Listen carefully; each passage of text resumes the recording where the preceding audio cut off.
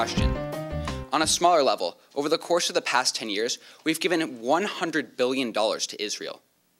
This includes $3 billion this year and $3 billion in the years to come, even when we can't balance our own budget.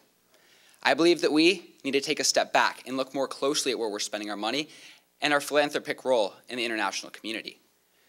These things would allow us to stop having to haggle with the Middle East over oil prices, and at the same time we would be able to pull out of the Iraq and Afghanistan wars, significantly decreasing the debt as well as the deficit.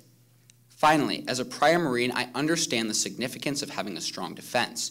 I believe in an unwavering support towards our military members as well as their families. Defense is one place that I will never be able to cut, given that I understand that the United States' job is to protect its citizens. And every day our armed forces are out there doing exactly this. And for this reason, I believe that defense is the last place that we should cut. Instead, I ask you to first cut in the places that I've listed above, as well as making the United States energy independent. Thank you. Spending is very vital to our economy, and that the goal of it isn't just to spend for the sake of spending.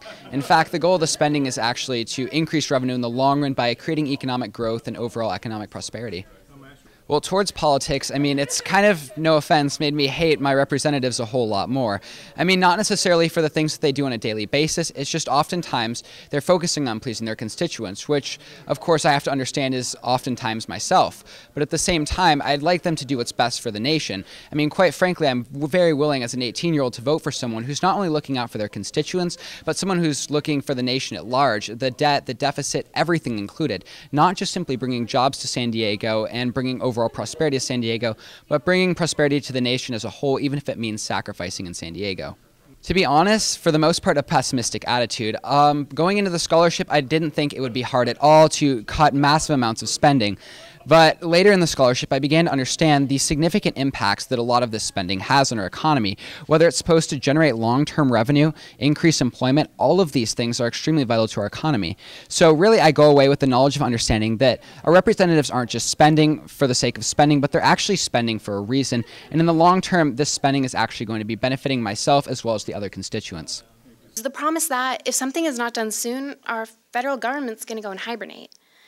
But before we continue to discuss the continuing resolution, let's discuss the impacts of the sequestration to give us a better idea on why large amounts of uncertainty and partisan bickering can be detrimental to our nation. In fact, the results of the sequestration will be disastrous. Vital programs that need funding in order to carry out their purpose will be eliminated because of these cuts. But as devastating as cuts will be to these agencies, the impacts that the sequestration will have on the everyday American are far greater.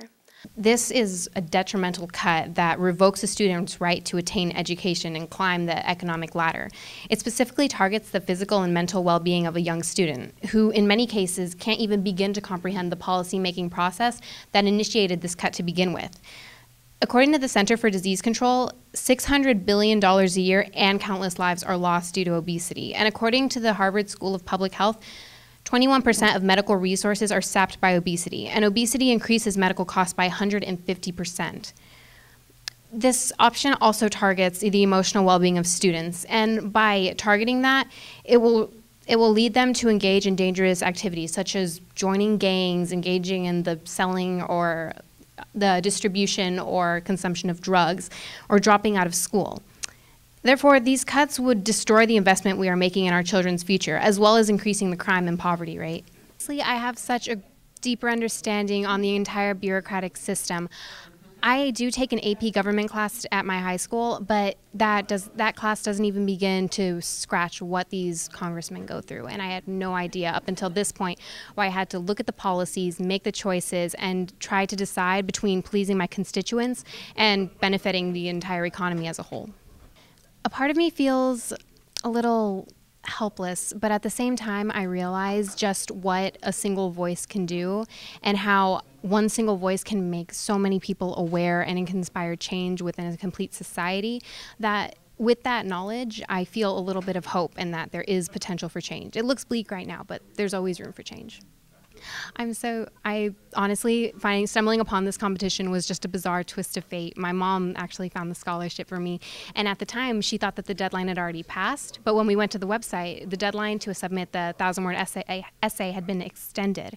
And so I just ran home and I wrote up a 1,000-word essay, submitted it, and now here I am. And I'm so glad that it's not just an opportunity for college, for money for my college. It's an opportunity to grow as a person. So let's physically talk about debt and try to make it a little less abstract. First, we have to think of what debt is and if it's always a bad thing. Well, debt is the result of loans. Much like in our own lives, how we take out loans to buy a new car or pay the mortgages on our homes, the U.S. government takes loans to pay for the military and our many social programs. These loans are not always harmful. You took out a loan to purchase a new car, and now you drive that car to your job every day, making money for your family. That mortgage you took out on your home is now going towards living in a nice area, so now your children will have better access to better schools and get higher paying jobs in the future. But you see, the benefits only come if you're able to pay off these loans and their added interest. If not, you're being financially irresponsible, and that's what our country is choosing to do today, being wholly and financially irresponsible by taking loans out to pay the ones that have already been taken out. The result of this irresponsibility is higher interest rates, making those loan benefits I just talked about much less beneficial, and a slower economy because the higher interest rates freezing up money, making for a much weaker job market. So why do we let this slide? Because unlike our own debt, which is accountable to us and us only, the national debt can conveniently be pushed onto future voting Americans like myself and those not even born. And the second problem, which is a two-part problem, is Social Security and Medicare. I think right now, they were just, in the past, they were set up and not particularly looked upon as something that could sustain the way it was designed. And because of that, we need to look at it with fresh eyes. We need to reform it. And how I recommend doing that, first with Social Security, is first raising our retirement age from 67 to 70, implementing progressive wages and pricing indexes. And with Medicare, I do agree with the rest of my colleagues here that Obamacare should not be repealed, as it might have some flaws. It is a first step into reforming our healthcare process as it is now. Because of this event, I learned all these things about the national debt. I definitely, and I can't imagine any of us, came into this competition with the knowledge we had. So it prompted us to learn these things. The main thing I've learned is that if we're going to tackle the debt, it's going to require a balance of things. If you cut so many things, you're going to ruin the economy, and then it's not really going to be a good situation either way, regardless of how much debt you have. So it's all about reducing the debt while still keeping the economy going forward. It's scary at first because you go up there and you see how much money is, in debt. But I think you get more optimistic once you hear people talk, once you hear their ideas and that you agree with them. You think if we agree about all these things, let's do it. Let's go in there, let's implement these things, various laws. And I think the more you get into it and the more you talk to people, the more optimistic you actually are about the whole process. I feel 500% more knowledgeable on the national debt. I definitely can have a conversation about it with someone and at least come off as pretty knowledgeable about the topic. And I think that in itself is a very good thing I've learned, but then also that this really is a problem. It's a problem that many politicians, they don't see, they don't confront you about as a problem because it's not going to get votes for them. I think voters would prefer someone who paints a rosy picture for them, but through this I know that it's not a rosy picture. Fortunately, it's a picture that we can improve, and now through this, I think I know how to improve it. So that's definitely the best thing I've learned from this whole experience. I loved it. Yeah.